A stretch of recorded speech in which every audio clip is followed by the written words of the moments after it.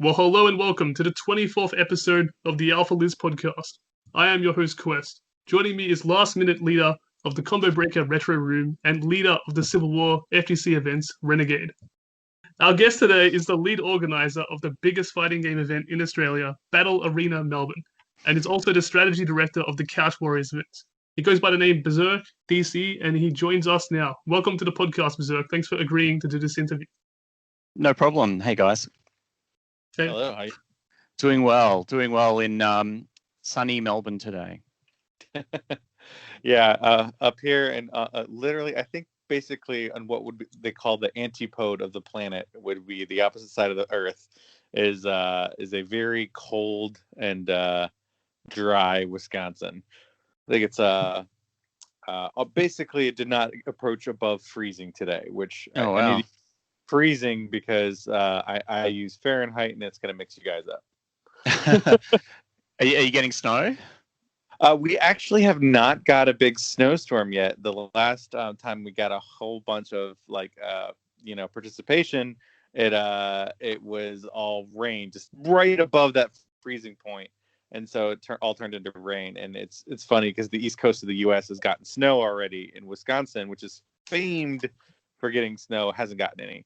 Last year we got a huge, like a foot of snow on Halloween, which is real early, but it works out. I'm pretty sure we're going to be basically buried alive in January. So the summers are great.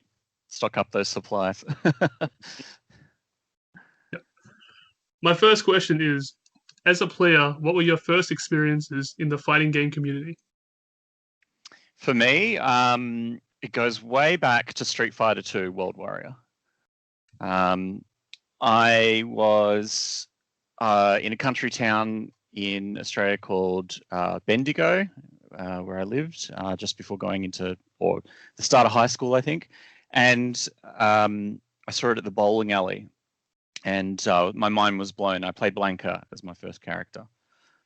So that's where I started just experiencing fighting games at the level of I suppose the current, not the current era, but the modern era of fighting games, the Street Fighter 2. And since then, I've played all the different versions. I was a Sega devotee, so I had the Sega Saturn and the Sega Dreamcast, and I played the Alpha. I played the Alpha series to death on Saturn. I played Alpha 2 probably more than any other game. Games like X-Men and it was a 2D powerhouse. So I had so many great games, but I also loved the Virtual Fighter series and played a lot of 3D fighters and got into playing not just Virtual Fighter, but Dead or Alive became a big game for me. And I actually started winning tournaments for that with the World Cyber Games when that sort of rolled around in Australia in 2007. I won that and got sent to the World Finals in Seattle, and then there was this series called Championship Gaming Series, and I did that.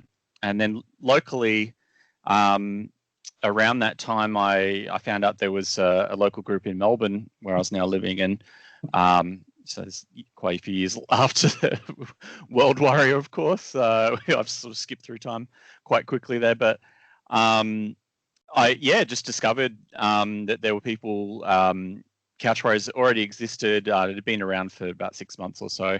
So I joined in like the first year of gatherings that Couch Warriors as a group started, like 2006, I think it was. And it was like a uni group forming at meeting rooms and this sort of thing. And at the time that I joined, it was hiring a space like the band space at a pub, which was kind of cool to go to. It was upstairs at the Curtin Band Room in Lygon Street in Melbourne.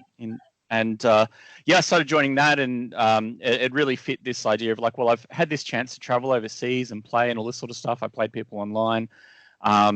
What more is there? And I found the local community, and that was fantastic. And having had those experiences of travel, it really had this urge to keep playing and see what the community was like, and also grow. I had this urge to help grow those opportunities so that other people could get the chance to do what I got to do with fighting games and travel and playing bigger scenes and meet people from different places. So yeah, I think that sort of was the whole genesis of becoming an organizer.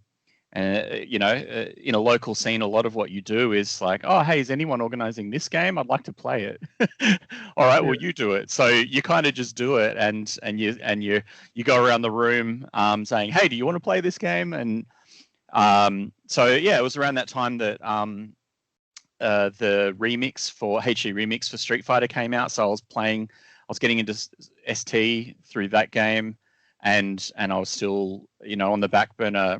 My love for the 3D fighters was still there, and those two things together sort of brought me into playing just a lot of games in the scene, and then organizing various games. And I was one of the people who helped organize the first BAM around the following year, 2008, I think, and I've been doing it ever since. Yeah, that sounds pretty cool. It seems like you got a lot farther as like that. You got really far in your development as a player before you turned to TOing.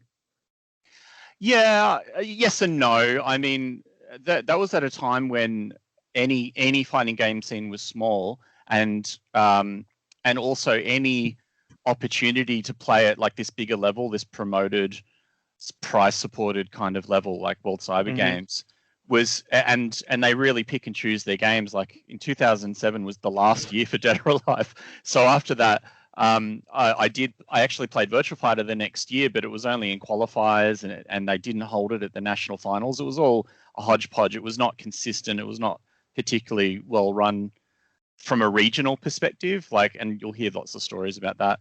And so that sort of lit a fire under me through that period of like, well, it's good. Where's the people that care about this stuff, and how can I help? And that's So in a way, yes, but also I think back on my play and the people I played with then who are still friends of mine, and the development that we went through when we started to really push into playing the games more regularly within the community as these local meets got bigger. We were much better players after those opportunities, as it turns out. So it's interesting. Yeah, like from my experience, it was like it wasn't really far along in my development as a player. I think my first time running a tournament was at a local arcade in like 2002, and I had only been playing competitively like because I got introduced into it in college for about a year or so, and then I realized very, very quickly that I knew how to work a bracket, and I could certainly do it better than any of those dummies. And it basically be like, oh, I'm gonna have to do this because if I don't do it, like the bracket's gonna be all effed up. And that's funny. I can relate to that. A lot of it is like you get into things and you see opportunities to improve things, or maybe additional goals or ideas, and you think, well, I feel responsible now, and you just go for it. It takes a certain kind of person to know that you can do it better, and then just sit and suffer through somebody else like muddling through. And I am not that person, and I really doubt that any TO is that type of person either. Like almost all of us have come into the game and being like, well, I can run this better. And honestly, I'm sick of somebody trying to do it and not do a good job. So that does speak to the urge that bubbles up to to just do it. But it's also good because what you're doing is helping your fellow players have a good time, right? So, when you're doing at these particular events, is there a particular like subset of games? I mean, you like both old school and 3D. Do you focus a lot on those, or do you have more of a generalist, like everything's welcome, everything is number one kind of thing? Yeah, absolutely. It's everything. It's I think that's it. It's both my philosophy personally about being egalitarian and inclusive, and sharing and promoting a good experience with other people, coming from a small scene, and also within the fighting game scene, the games that I like to play the most are the smallest games. So but when it comes to that bigger picture, and BAM is a big success and everything, Couch Raisers is a big organization in terms of what we do. It's not in terms of total staff or anything like that. We're all volunteers, but the drive is that whole just step by step building blocks upon building blocks, and now I don't really think about my game, quote unquote, at all, in terms of where I think Couch Warriors needs to be, or BAM needs to be, to support the community. I think at a much higher level, and I'm thinking very much about, well, how can we best serve the Street Fighter scene, the Smash scene, the Tekken scene, as kind of the lead games, and making sure they're well looked after. And there's a lot of sort of bigger interests that we have to manage, that need to be managed in a professional way also. So that's sort of where I come in my work life, having dealt with a lot of client service and marketing and PR and things like that. And I work with the world tours and all that sort of and partners and that sort of level. But at the base level, it's still very grassroots. It's still about at the core of your question is like, well, how does that happen, and what games do you support? It's like, well, it's whatever people want to play, and it's an open, it's mostly an open door policy. I only say mostly because there's a little bit of responsibility there. It's like, okay, hey, you want to come in and play, Killer Instinct ran hot for a while. It's like, if you're willing to bring in the consoles and gather your mates and make sure that there's enough people for a bracket, come on in. And that happens with various games across all sections of the communities, and some ebb and flow, and others stick around, and others that have just sort of established enough of a presence that Couch Warriors as an organization, we've got to the point where, through the partnerships that we've developed, there's things like, okay, we own a fleet of monitors, and we own a bunch of consoles, and there's a bunch of games on those consoles, so there's always Tekken setups, there's always Street Fighter setups, there's Dragon Ball, etc., right? So over time, we've developed some capability to just provide service, as well as bringing people in. But all the same, you want to run a tournament, you've got to have somebody who puts their hand up and says, yep, I'll handle that Tekken bracket, for example. But do you often get people that say, like, well, not often, but have you got people before that have said, we want this game there, but can you do the work for us?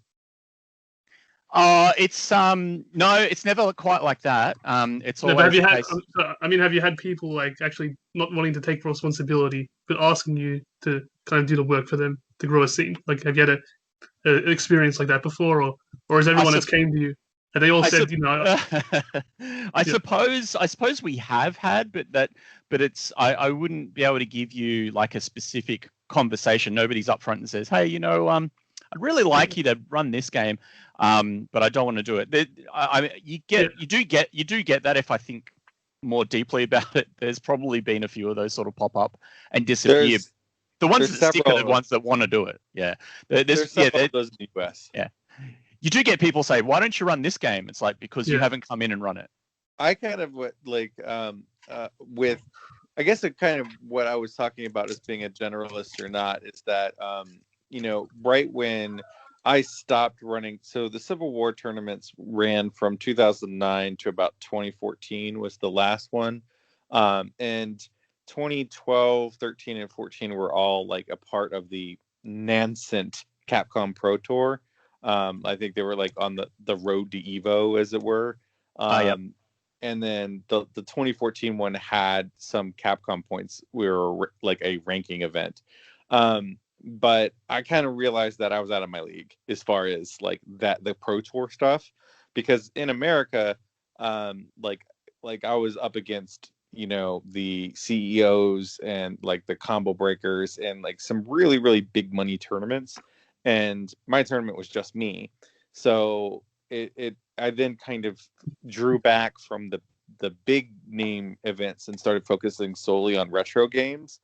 And when I came back as a rebranded Civil War in 2016, we did it in Ohio, and it was basically we ran it on arcade candy cabs, and we had like a lineup of like 16 classic games, from Nice. like Alpha 3, Alpha 2, CVS 2, NBC 2, like all the arcade games of the heyday and whatnot. So like sometimes that's an approach that seems to work well when you have a population that can support it.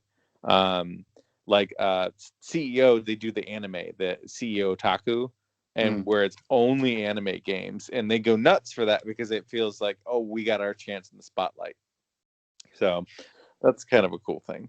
Yeah, and I think every scene you look at what groups are sort of gelling together, and they're strong in terms of numbers and impetus. Like people are actively coming together. That's what I mean by that.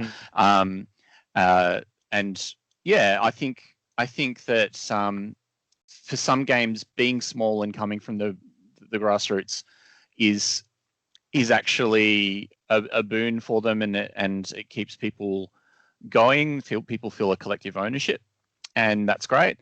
But others need a person to drive it forward, or a larger goal to feel like it's going to work. And you do get that at times with the bigger games like a Street Fighter or a Tekken. There'll be phases of those scenes because you people come in and out of every scene, and so the complexion of it slightly changes over the years, and you get different versions of the game as well. So like Street Fighter 5 era looks different to Street Fighter 4 era, and so I think that's an example of a game where you'll have some people who just come to get used to setups being there for them and not having to bring them, whereas during that time Tekken, also a big game, has not had that benefit within, say, Couch Warriors as early, and now we've got lots of consoles, and it's sort of become a nice melding where the Tekken players know that Couch Warriors as a quote-unquote organization, like a separate entity, which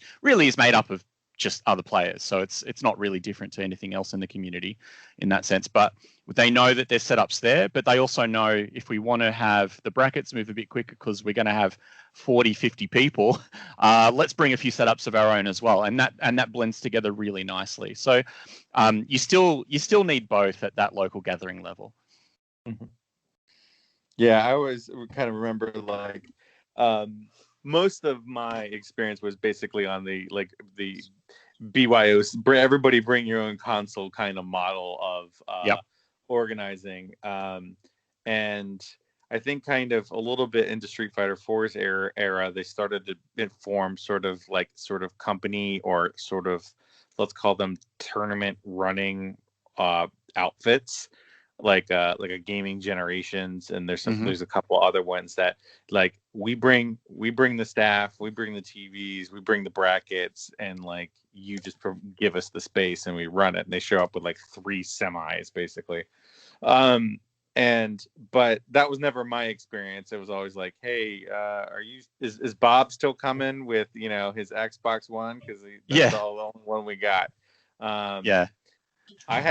I did a thing where for Civil War 4, I basically bought a whole bunch of Xboxes from GameStop, used, and I was and I basically planned on returning them like a week later, and they basically thought I was trying to defraud them, and so I had to get a friend that was a manager to bail me out. So it was it's funny things that you do when you're TOing.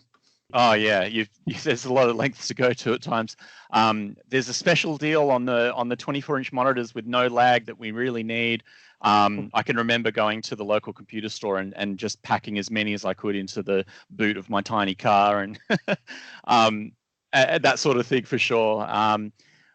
We've escaped that a little bit through some partnerships. I've managed to get some monitor partnerships, and we've got 50 or so of those now, over and above any that may have been bought in the past. But there's still like when you talk about can any community come in, it's like, well, if all the setups are already accounted for the games that we know we're running, somebody wants to come in, then maybe we can supply a monitor, maybe we can't. And that, usually we're at a nice position now at Couch Warriors where it's usually possible for someone to just bring a console, but it's still more than likely needed to bring your whole setup, and that's the best case scenario. Yeah, and I'm glad that. So how do you guys do it? Like sort of these days, like a big problem is that it's not just the console and the game and the monitor anymore, but it's also like you need an active internet connection. Like you need to make sure everybody's got the latest patch and the latest DLC and stuff like that. Has that been a pain in the butt for you guys? It's become more of a logistical issue where we need to look at, has there been a recent patch? Is there a patch coming just before the tournament? This sort of thing. And there is a process where people, as in the organizational group as volunteers, are assigned different games. And if we have consoles that the group owns, that the organization owns, then they get assigned to somebody to take home and update. And I've spent hours plugging and unplugging consoles and updating them myself. You don't even know that, like, people out there that go to these tournaments, you don't know the pain that these TOs go when you have to like update 20 consoles, and it's like maybe a few days before your tournament and you're already at like no sleep and you have to update all the consoles because something dropped. It's the worst. And it's certainly not something you want to do on the floor, but we do have a little bit of saving grace because obviously all the events, particularly the big events, of course, like a BAM, we book fairly robust internet, and if there's a rogue machine that's missing something, or if something drops on the Friday night while things are being set up or some crazy thing like that, then there is some latitude to hook up the Wi-Fi and just chug away and hope for the best. Is that true? So over here, what's funny and what a lot of people don't know about event running is internet, like charging you for internet. Is that how the venues get you over there? Because over here, like charges for like a single internet line is absurd. It's like thousands of dollars. Yeah. So we've been at I'll give you a really quick history of BAM just to answer this question. You can ask me more about this afterwards if you like. But BAM started in a small function room in a hotel with an internet port over in the corner just for the registration setup or whatever, and the stream. And you didn't need anything for any of the consoles. And largely the fighting game scene has had a benefit of being able to just roll out, turn on the machine, not worry about any of that. It's one-on-one, people are on the same machine. You don't have to worry about network too much. And we've, over the last 3 years, not counting this year due to COVID, unfortunately, but the last 3 years of running events we've been at, we've grown and grown different function rooms and so on. And we're sort of busting out of the space at the last hotel function space that we ran for many years at, in the center of the city, and we made the big leap to a convention center, the Melbourne Convention Center, which is one of the bigger venues in the country. So then it comes with a lot of other considerations and costs, including internet. And I think, the first year it was a little bit on the expensive side, but we kept it pretty tight and focused really just on what do we need for streaming. We're not running a LAN. We're just running streaming. The second and third year, the prices have slightly improved. It's still convention center pricing, but it has slightly improved.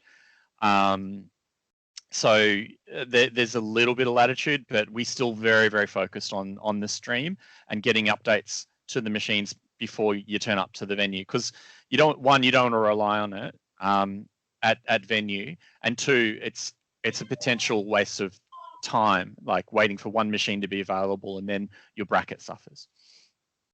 Yeah. When we had John Choi on the podcast, he mentioned in the US he has to book a venue 2 years in advance. What is the policy here in Australia for BAM? I have a hold date for next year and the year after, so it's similar. I don't know if it's as tight as 2 years in advance firm booking. But yeah, with a big venue, and they get booked out all the time, because this is a venue that's doing home shows and Sexpo and Toy Fair and all sorts of stuff, right? And PAX is there every year. So no, you can't just rock up at the last minute. So it's very, very planned. So did you say a year? A year is what you have to do to book it? You could probably, depending on the date, if you're really flexible on date, you might not need a year or 6 months sort of time frame. But yeah, we've got a hold for the next 2 years on dates, and we lock in and start paying deposits in a few months leading up. Okay, so a little bit better than over there. Yeah. Well, yeah, Troy is also in Northern California, which is like absurd prices and a lot of competition for event space. Yeah, definitely. I think EVO is at least 2 or 3 years out what they were booking. Yeah, it doesn't surprise me. Yeah, it's crazy. I just want to go back earlier. You said the World Tour. Which games does that involve, and who have you teamed up with? We've had the most World Tour activity with Capcom for Street Fighter. And Street Fighter as a community is multiple communities, as you guys know, because you talk about the Alpha community, and we've got Third Strike guys, and we've got Street Fighter 4 guys, and we've got Super Turbo guys, because it's such a big franchise that there is life in each of these games. You might get 30 people in XYZ different editions at a major like BAM. There's heaps of casual play and small tournament play as well as any major game. But for Street Fighter 4 and 5, and obviously 5 has been around for long enough that it's had several years worth of tour. That's been what we've done, and we've had positions on the tour. Obviously, it changes every year, where we've been ranking or premier. Our first big BAM, we called it, which was at the Melbourne Convention Centre 3 years ago that I mentioned, BAM 9, was a premier. And then they reshuffled the tour, and it was a ranking event. And so we had ranking again, like we had the previous 2 years, again for next 2 years. And it was a premier again for 2020. Obviously, COVID hit and we didn't actually run. But I would think we've got a hold on premier again for next year. Fingers crossed. Like we don't know any plans. It's going to be difficult because of international travel. But that, in a nutshell, is where it sits. And it all comes from, building an event and having a good position in terms of people coming to your event, having good numbers and growth, and serving the community and having a good reputation for the tournament actually running well. And also through that and through other activity, doing the work behind the scenes of forming those relationships and spending time ducking out of the office of a work day to talk to Capcom on the phone, whatever it takes to do the things to make sure the communication's good, and that they know that you're there to provide good service to their brand, and that the event will run well, and that Capcom will be well represented. So those are all important things when it gets to the World Tour level. And so yeah, we're in that position now. We're a premier event on the world stage. Yeah, well, yeah, BAM is quite well known. For listeners who are not familiar with it, could you name some of the bigger international guests BAM has had in the last 2 or 3 years? You could probably think of a Street Fighter or a Tekken player, any favorite, and they've probably been. So some of my favorites, Tokido won BAM the same year he won EVO, which was fantastic. Daigo, Infiltration, Xian comes every year. He's been coming for probably 4 or 5 years. You could go down the list. There's a lot of Street Fighter players that have visited over the years. Tekken has really grown in terms of international players that have visited over the years. So Ni and Kurans and JDCR are all big names, for example, that have had amazing runs at BAM, and BAM in particular. There's some people that have sort of become known as international players from playing in Australia or at BAM in particular, because of, they might be up and comers in the scene, and they had a good run at BAM, and because we're early enough in the season, it's something that can stick in people's mind as things go towards, Capcom Cup. Well, fighting game events have often led to rivalries, like people getting salty. Have you had some incidents at BAM or Couch Warriors where someone had to be kicked out because of their behavior? Not in terms of rivalries. That all stays in the game, and I think I think that as it grows, you're always going to get a few edge cases, people that may not necessarily be completely within the community or used to what it takes to stick around socially. They might just be playing at home and they turn up. They want one thing out of it versus the social experience. So I do recall maybe one occasion where we've had somebody who was maybe rude to somebody at the reception desk. Maybe they were a bit salty after dealing with a loss in a match, or they were waiting for their bracket match or something like that. But in terms of people, and that's all, the kind of thing that as you start to become a convention, you may occasionally deal with that. Yeah. But in terms of player rivalries becoming negative or negatively charged in some way, I honestly can't think of a time where even when somebody has got people riled up in the scene, like there's been a history of somebody like making big statements and calling people out, and eventually what happens is they get to play people, they get to talk to people, and you find out where people really fit in terms of how good they are, and people become friends. Even if they're frenemies, they're friends. So I have a little bit of an interesting question as far as like World Tour, and like you were having people from Japan and Korea and stuff like that come down. People might not know, but like people from like Japan and Korea might not even have to change their clocks when they come to Australia. Like it's all in the same time zone. Yeah. Well, one or two or 3 hours off. Yeah, plus or minus one. But so I have a question as far as that, as far as when you're doing your streaming audience. Now, like for you guys, do you plan on having a majority of your streaming audience be English speaking, or do you heavily promote it in sort of in Asian countries and have sort of Korean or Japanese speaking restreams? We do have that, typically only for the bigger World Tour games, because there's some resource that comes in behind that, because we for Tekken in particular, the last few years, because we've been a master event the last 2 years, we've got a local broadcast team that services that. We've had to restream, and we just send a raw feed essentially to another IP on the back end, which we don't really worry about the different languages and commentary. That's taken care of by the operator that works with Bandai Namco and us. So yes, there are foreign language or other language restreams, and that happens with. So that's happened with Street Fighter and Tekken. We haven't had that with Smash so far because there hasn't been a central league stream kind of approach. But I should make sure I don't forget to mention Smash, which is a huge component of our overall community as well. Yeah.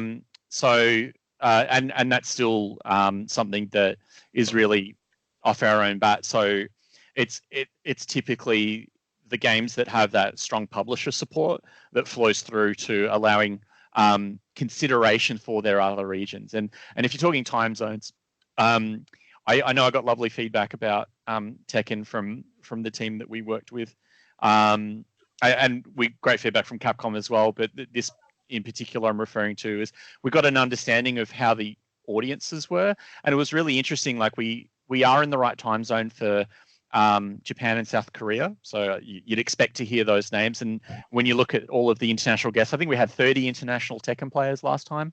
And it's a big mix of Koreans and some Japanese, some Singapore,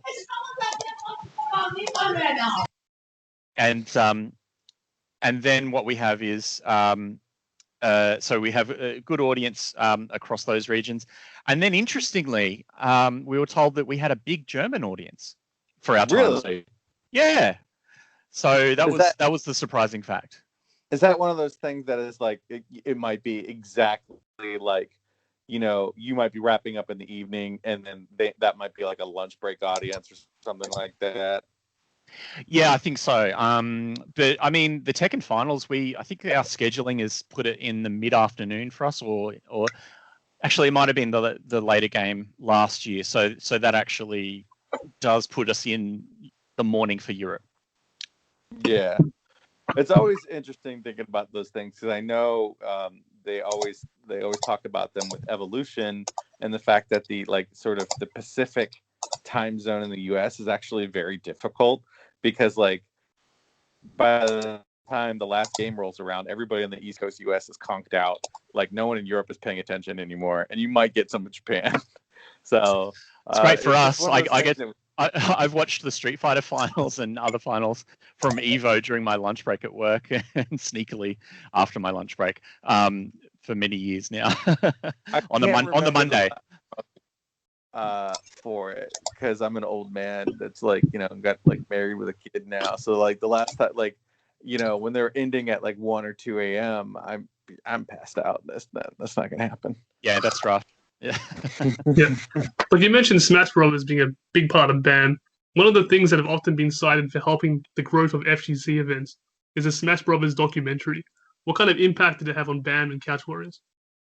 I think it helps the melee scene stay quite steady and solidify.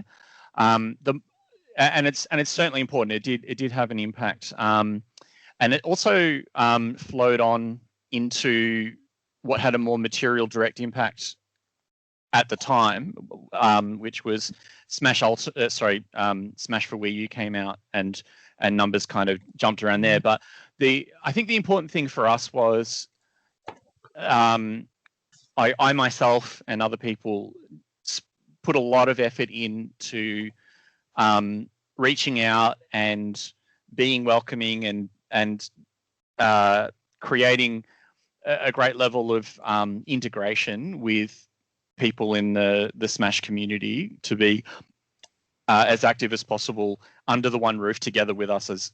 So Couch Warriors is all fighting games. And it just made all of us stronger. And so people in the organizing group are from all these different games, and there's a lot of Smash backgrounded people that are in the leadership of Couch Warriors.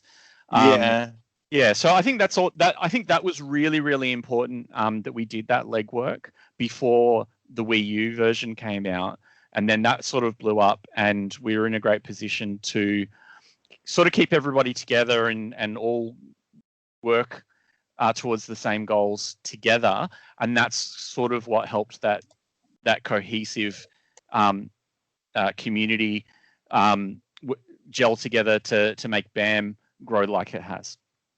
That's actually interesting, and a good contrast is my experience in the FGC in the US as a whole. The relationship with the Smash tournament community has been very contentious at times. And I think there's a couple of reasons for that. One is because the Melee tournament scene was very huge and grassroots throughout the 2000s. And so by the time the FGC started basically letting them in the front door, they were already so big as to basically be the biggest tournament in the room. I had that basically kind of, I had to cave and start running Smash tournaments in say 2006 or 2007, and they would get 100 people, and we would be playing CVS2 and Third Strike with 20, 25 or whatever. And it got to be a mismatch where it's with resources and all that sort of stuff to keep the scenes happy. And the other thing is because there's so many Smash only events in the US, they came to basically expect that as the standard. So whenever an FGC tournament ran and say, okay, it's best of 3, double elim, and you're done, and they're like, wait, there's no round robin brackets, there's no 18 stations for friendlies, what are you guys doing to me? And so because you couldn't provide that level of service, they did not tend to trust the FGC tournament organizers. That's really interesting. Yeah, I think we've had some similar experience, and I shouldn't make it sound like we hooked in the Smash scene just before where you came out, because Melee was always part of Couch Warriors. There were organizers, and it's when all the scenes were a bit smaller, but there was always that connection. So I think there was never in Australia, there was never like a soul scene that was so big that it was like the only event, except maybe early on in Street Fighter 4, where I can remember our locals, we get like 80 to 100 people just playing Street Fighter 4, and when finals for Street Fighter 4 were on, then rows of chairs would gather around the stage just for that game. But people were still playing, earlier versions of Guilty Gear and Smash, or just bashing away at whatever game. And I think that, as part of that natural sort of parallel, the size of each community was more or less in parallel, and nobody really raced away to their own thing. We all had to sort of stick together in order to achieve a true major, and so that's sort of what BAM's always been anyway. But I think it is important to note that for the period of growth that we saw with Wii U, we sustained it under the one banner as a whole team, as a whole community, because of that relationship building and the communication, and you talk about setups because of that communication and knowing how the demand was changing with each game. We were able to sort of address that and go, oh, should we go out and buy Wii U's? Should we spend the money that we're getting on venue fees on this and investing in, providing that service? So when you say as one team, do you mean like regardless whether you're a Tekken guy or a Street Fighter guy? Is that what you meant? Yep. That's right. And you just Sorry. Yeah. So it's a cross game group. It's FGC.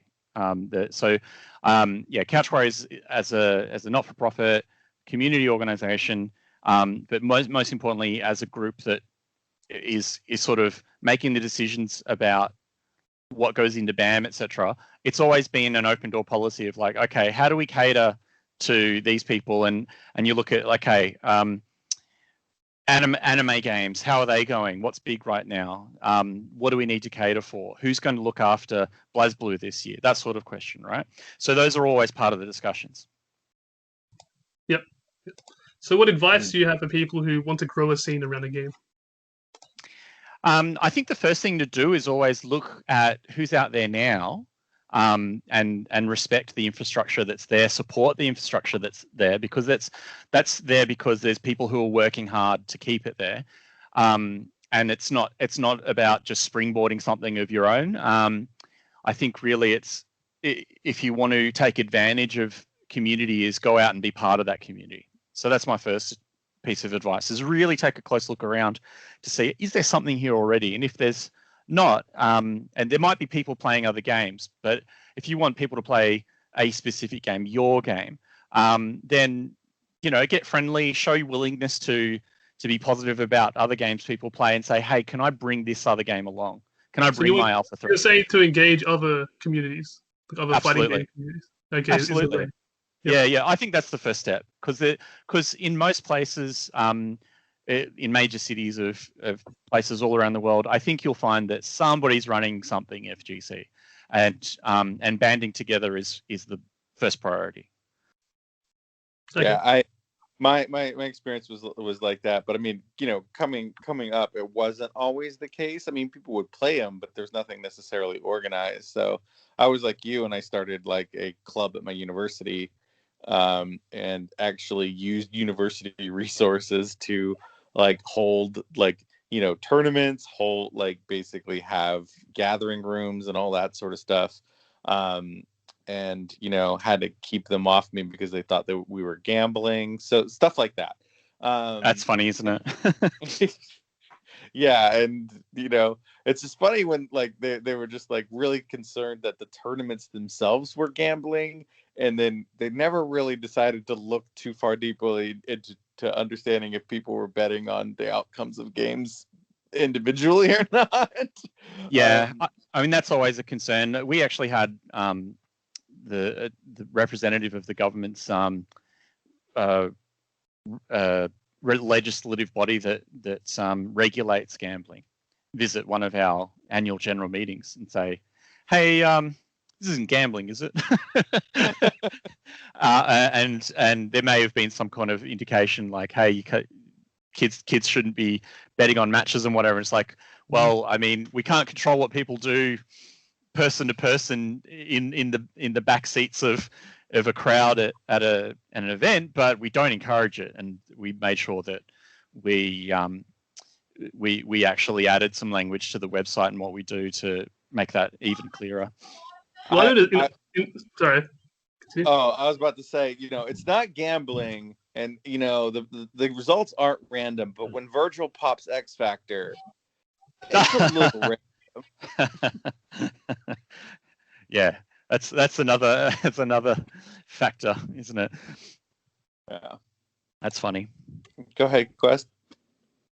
Yeah, I just wanted to ask you, going back to the first question I asked, you mentioned Dead or Alive being one of the games you really liked. Why do you think it didn't stay around like Tekken did? Various reasons. It doesn't sell as much, and that means the publisher doesn't push it, and et cetera, et cetera, et cetera. So there's a whole flow of things, and you can look at any small fighting game community, and you'll see some similar things. Like even Soul Calibur, which is made by Bandai Namco, and they support it really well, still is in a similar category to Dead or Alive, and it'll be different in different places. I talk about Virtua Fighter a lot as well. It's a lot of the regional differences you'll see in like, oh, they still play Virtua Fighter in New York City or whatever, right? It's like, well, it's because they've got a group that organize around it and they're dedicated. So it happens. And people know that can happen. And so people come out of the woodwork and they'll try the game in that region, whereas it's completely dead somewhere else, right?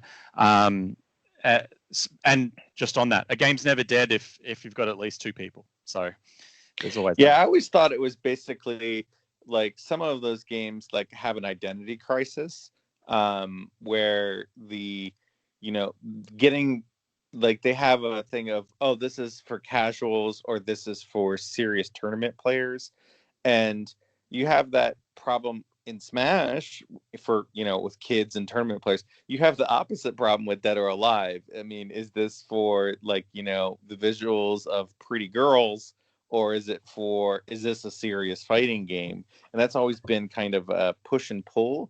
I think they went really serious. They really tried to get the serious aspect in Dead or Alive 5. And they've gotten some pushback on that from the fans of the series at large. They have the volleyball game. Does that set the series back? Like, can you imagine it, like if Street Fighter had, a volleyball game, would that advance it or would that bring it back? I don't know. They've also had little pocket fighter or puzzle games. So it's depending. I mean, I think the other thing is like Mortal Kombat's like that too, where is it about the gore or is it a serious game? I think there's also, and I'm going to avoid talking too much about Dead or Alive. I don't want to turn this into an hour-long Dead or Alive rant. But yeah, look, I think there's an inside-outside scene kind of thing that goes on here, right? So, and talk about casual fans and tournament fans. I don't like to say casual too much because if you're turning up to a gathering, you're interested enough to be playing games in a social setting at least, and you're aware that there's tournaments. And one of the things we have to battle against is not the people, but the notion of, oh, I'm not good enough to go to a tournament, whatever game it is, right? Any game.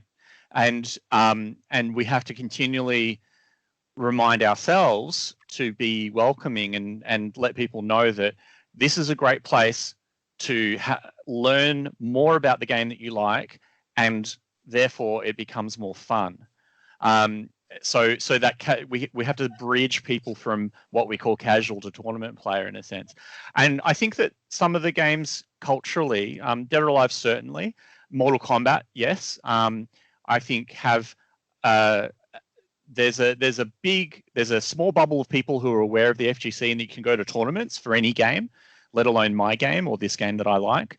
And then there's this big group of people who bought the game who have no idea. and yeah, we absolutely see that with Mortal Kombat. It's really interesting. Like, Mortal Kombat is the biggest selling game of 2019. It's not the biggest selling fighting game. It sold more than any other game. That's let that sink in for a minute, right? Wow. And then, so what we did for Mortal Kombat in 2019 was we ran a mega launch tournament for it, and then we had a whole booth. We were supported by the publisher. They actually sponsored the whole event, so it was band presented by Mortal Kombat, and we got the biggest numbers that Mortal Kombat's ever had in Australia. I think we had 128 players. There you go. It's a big bracket, and then it kind of fizzles out the next year. And why is that? I mean, it's unfair to say where Mortal Kombat might have gone, because obviously the second year is a COVID year, but there was already showing signs of sort of retreating back, and we've seen this cycle before. So there's dedicated people that love Mortal Kombat, and they do dedicated tournaments, and they're fantastic. They keep the scene alive in that sense. But from a broader perspective, it shoots up and gets big numbers, and then it sort of tapers fairly heavily compared to some other games. And I think that culturally the Mortal Kombat community is potentially not used to, and this is the same for Dead or Alive, except when you've got people like me just going, hey, I want to keep playing Dead or Alive. Of going, okay, I don't care if I've only got 10 people, let's play. So I think that there's some scenes which you get people who sort of drop off and don't feel the need to push it in that way, and they go back into their just online or social bubbles, and that's okay. But it does make it hard as a tournament organizer to go, well, what are the numbers going to be this year? How do we best cater? How do we support this community? Is there a TO that wants to step up? That's always a question. And yeah, it comes back to, I'll tell you just a brief anecdote of, I wasn't actually pushing Dead or Alive very much in the early days of Couch Warriors. It was more Virtual Fighter.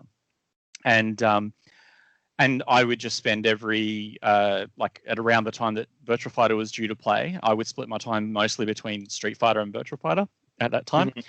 And I would get the clipboard out with the bracket, and I would just go around the room going, hey, do you want to play Virtual Fighter? How about you? Do you want to play Virtual Fighter?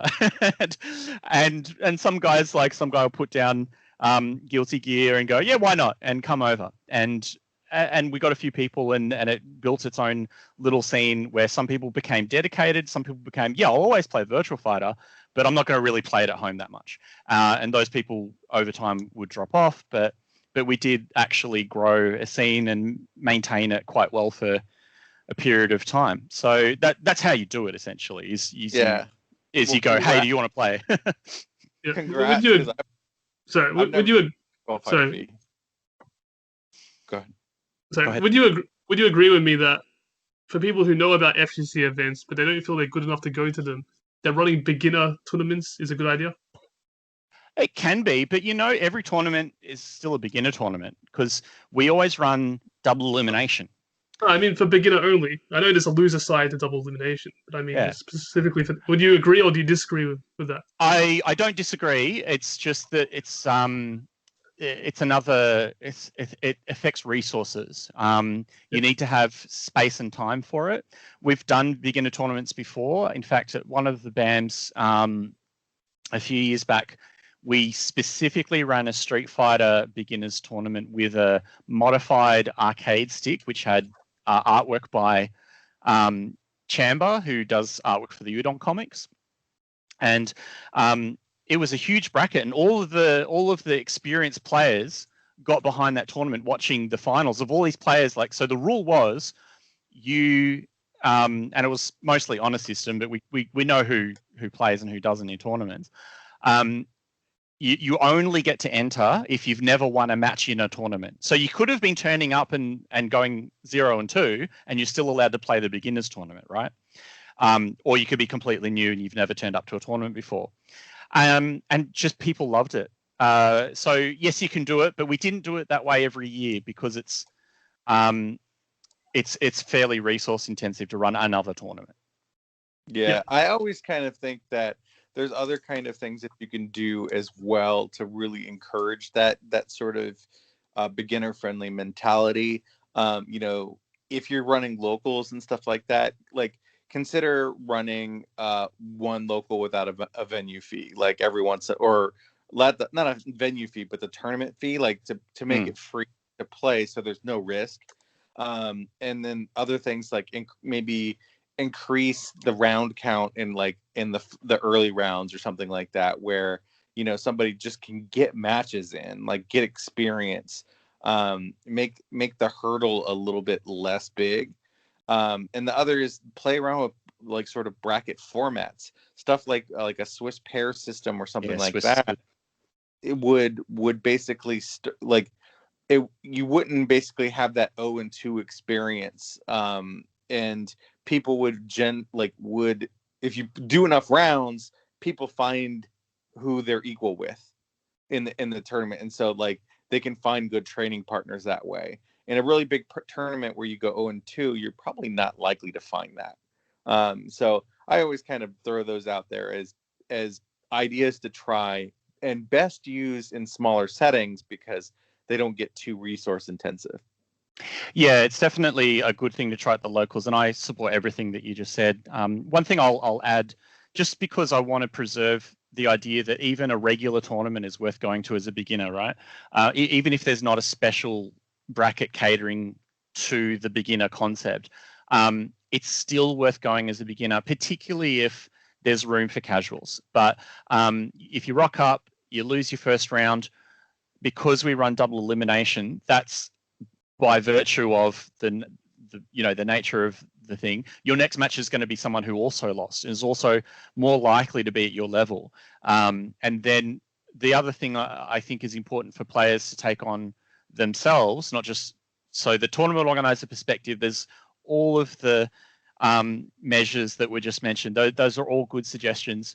But I think there's also, from the player perspective, is adopt an attitude of I'm ready to learn, I'm willing to learn, and I'm going to talk to the player that just beat me and ask them, hey, how did that work, or what could I have done better, and play a few casual matches. That's really important.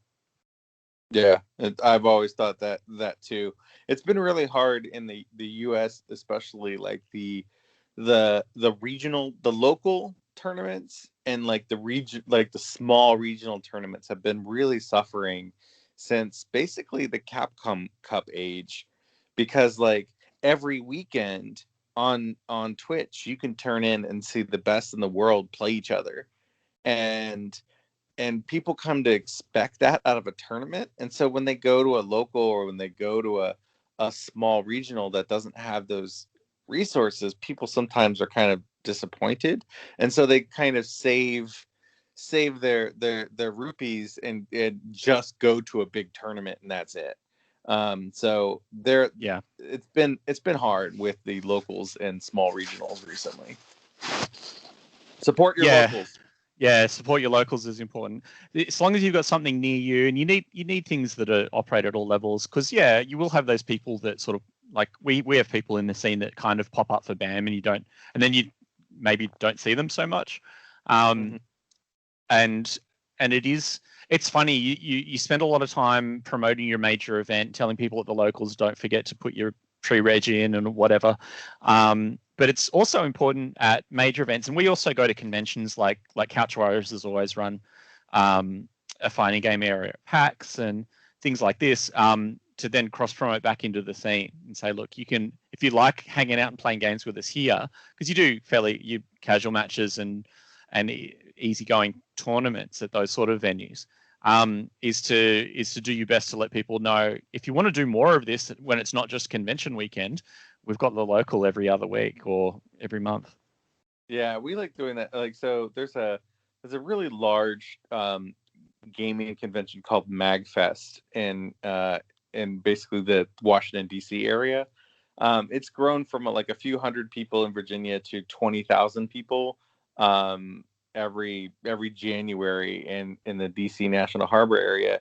And one of the main attractions is the fact that it's basically got like 100,000 square foot like convention ballroom of nothing. It's nothing but a gigantic arcade. Oh, And cool. and so, but like a lot of the machines are so good that like fighting game enthusiasts will come out and play all the old fighting games because the arcade cabs are in good shape. So you get like an FGC, like, oh, I remember you in the arcade reunion every time this thing comes around. And it's really funny to see just like real casuals, like, oh, I remember Street Fighter. And then Oh, yeah. get up on the stick, try to figure out how to do Hadouken, and they just get slaughtered by like old grizzled veterans, and they're like, man, I didn't even know you could do that. It's just like the That's so heyday of the fun. old arcade. It's so fun, and maybe some of them stick around. We get that a little bit at anime conventions and things like that as well. Yeah, for sure. It's good fun. Mm-hmm. So Yeah. I don't have any more questions. Do you have any more questions, Renegade? oh no, I probably talk too much as it is. That's all right. Well, look, thanks for coming on, Berserk. Yeah, my pleasure. It's been fun. The Alpha Liz podcast is sponsored by Free Play Arcade. Free Play Arcade is an arcade that supports the fighting game community. So let's support them. Check out their Facebook group in the description below. We'll be back soon with a brand new episode. We'll see you then.